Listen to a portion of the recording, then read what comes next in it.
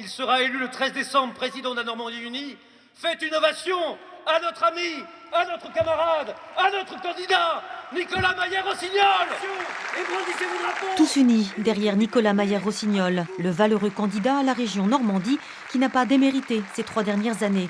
C'était en tout cas le sens de ce premier meeting de campagne hier soir à Val-de-Reuil, dans l'Eure. Soutenir et célébrer la personnalité de l'actuel président haut-normand et mettre en avant son bilan et sa bonne gestion des affaires publiques. Vous savez, j'ai formé beaucoup de jeunes, mais lui, c'est un des meilleurs. Il est à la fois très compétent, très concret. Il est au service des gens. C'est un garçon simple. Il a un bon programme. Cette région est la mieux gérée de France.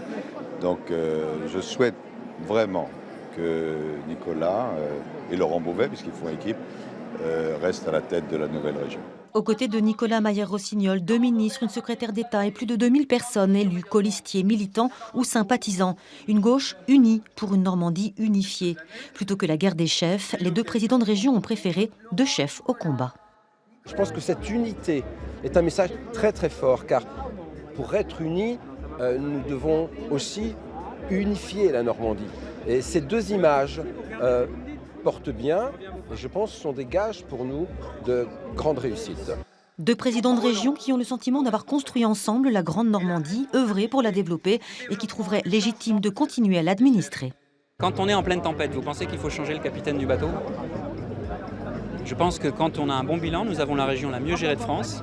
Quand nous avons des élus comme Laurent Beauvais et moi qui ont fait la démonstration que nous sommes sur le terrain, à l'écoute de tous, c'est pas une question de couleur politique, c'est vraiment une question d'intérêt général, c'est plutôt un avantage. Des politiques qui n'ont pas oublié d'égratigner leur principal opposant, Hervé Morin.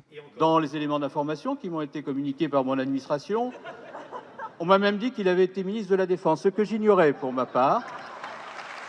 Nicolas Maillère-Rossignol n'ignore pas quant à lui qu'il a 5 semaines pour raviver les couleurs de son parti et s'imposer comme le président de tous les Normands.